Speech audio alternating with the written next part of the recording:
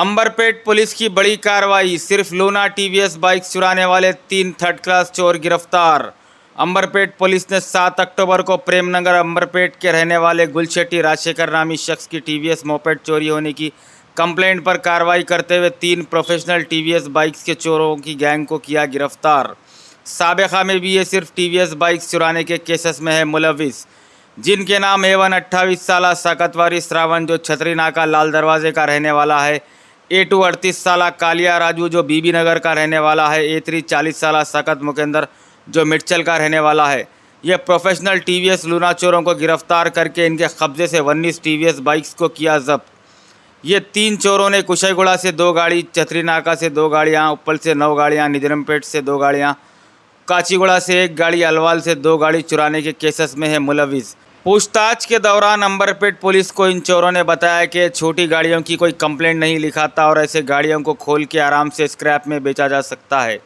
इस कार्रवाई को DCP east zone Balaswamy IPS की निगरानी में additional DCP J Narsaiah, ACP Harish Kumar, Amberpet inspector Kiran Kumar, detective inspector Hafeezuddin और क्राइम टीम के स्टाफ भरत, श्रीधर, सुधीर और वंशी ने दिया अंजाम। ఆధ్వర్యంలో వాళ్ళ క్రైమ్ టీము తర్వాత SHO Amberpet Kiran under the leadership of ACP Kachiguda Harish Kumar and our additional DCP Narsaiah ఆధ్వర్యంలో ఈరోజు పెట్టి బిజినెస్ ని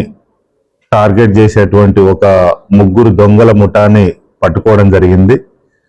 పెట్టి బిజినెస్ అని ఎందుకు చెప్తున్నామంటే మనకు ఈ దొంగల ముఠ వీళ్ళు 3 కూడా దాదాపు ఇప్పటి వరకు జనవరి నుంచి ఇప్పటి వరకు 19 TVS Excel, only TVS Excel bikes మాత్రమే రికవరీ చేయడం జరిగింది వీళ్ళ నుంచి. సో ఈ టీవీఎస్ ఎక్సెల్ బండ్లు ఏవైతే ఉన్నాయో ఇవన్నీ కూడా ఉపయోగించేటువంటి ఓనర్స్ ఎవరైతే ఉన్నారో వాళ్ళు చిన్న చిన్న వారాంతాల్లో జరిగేటువంటి సంతకి వస్తువులను తీసుకుపోవడానికి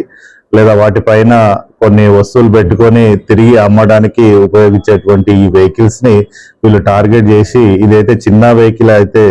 బాగుంటుంది, దీన్ని మనం దొంగతనం చేసినా గానీ వీళ్ళు ఎవరికి చెప్పుకోలేరు అనే ఉద్దేశంతో